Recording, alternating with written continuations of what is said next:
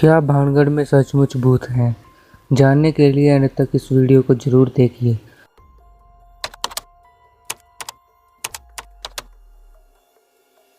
Bhangarh Asia का most haunted place है, लेकिन क्या इसमें सच में भूत हैं?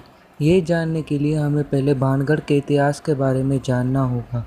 भानगढ़ किले का निर्माण 1573 ईस्वी में राजा भगवंत दास ने करवाया और जब ये निर्माण करवा रहे थे तो इनके पास एक साधु आए जिनकी कुटिया इस किले के निर्माण के पास ही थी। उन्होंने कहा कि तुम इस किले को बनवाओ, लेकिन इसकी परछाई मेरे कुटिया तक नहीं पड़नी चाहिए। उनका कहने का मतलब ये था कि तुम इसकी ऊंचाई इतनी ज़्यादा मत करना कि सूरज की रोशनी मेरी कुटिया तक ना आए। राजा ने ये बात मान ली, लेकिन जो किले को बना रहे थे उन्होंने इस बात पर ज़्यादा गौर नहीं की और जब यह किला बनकर तैयार हो गया तो उस किले की परछाई उस बाबा की कुटिया पर पड़ी। वो बाबा का नाम भालूनाथ जोगी था।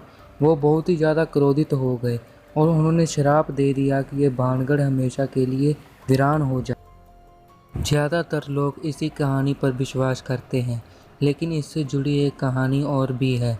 1783 ईस्वी में भानगढ़ में एक अकाल पड़ा था और इसमें कई लोग भानगढ़ को छोड़कर चले गए थे और भानगढ़ वीरान हो गया था।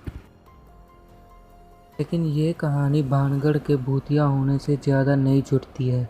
एक और कहानी ये है कि भानगढ़ और अजबगढ़ के बीच में एक युद्ध हुआ था और जिसमें भानगढ़ पूरी तरह से हार गया था और भानगढ़ के राजों ने वहाँ के सोने को इसके नीचे दफना दिया था और जनता को ये बात कह दी थी कि भानगढ़ भूतिया है, जिसकी वजह से इसका प्रचार किया गया जगह जगह पर जाकर कि भानगढ़ भूतिया है और ये धीरे धीरे वीरान होना शुरू हो गया।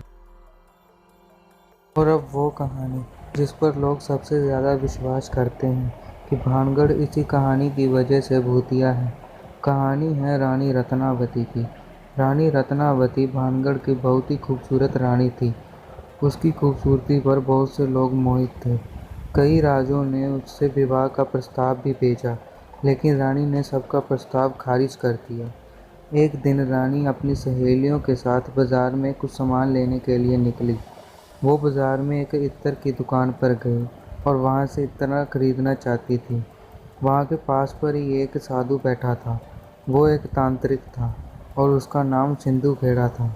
वो रानी को देखकर मोहित हो गया और वो कुछ भी कर रानी को अपने वश में करना चाहता था।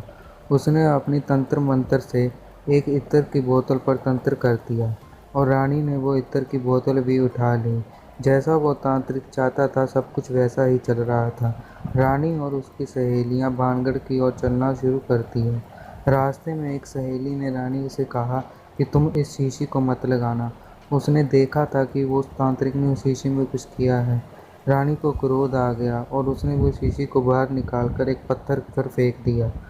वो तांत्रिक ने ऐसा मंत्र मारा था कि किसी भी चीज़ पर अगर ये इत्र लगेगा तो वो चीज़ उसकी तरफ आना शुरू कर देगी और ऐसा ही उस पत्थर के साथ भी हुआ।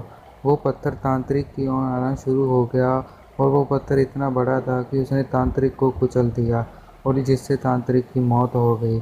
और तांत्रिक ने मरते मरते ये श्राप दिया कि भानगढ़ का सारे लोग मर जाएंगे और इनकी आत्माएं हमेशा के लिए यहाँ पर कैद हो जाएगी। कुछ ही समय के बाद भानगढ़ का एक युद्ध होता है जिसमें भानगढ़ हार जाता है और कई लोग मर जाते हैं और तभी से ये कहानी है कि उनकी आत्माएं आज भी भानगढ़ में भटक रही हैं। लेकिन अब ये सवाल आता है कि क्या भानगढ़ सच में भूतिया है?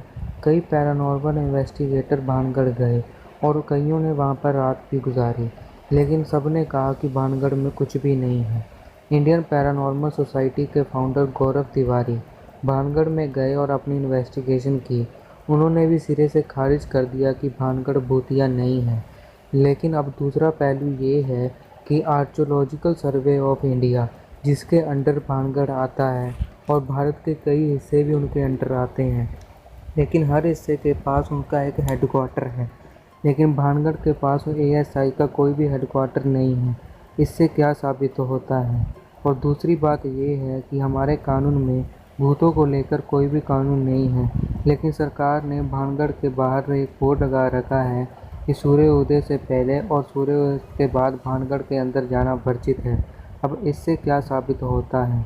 ये तो अब भगवान ही जानता है। आपको क्या लगता है कि क्या भानगढ़ में सच में भूत हैं? कमेंट सेक्शन में ज़रूर बताइएगा। Thanks for watching. जय हिंद।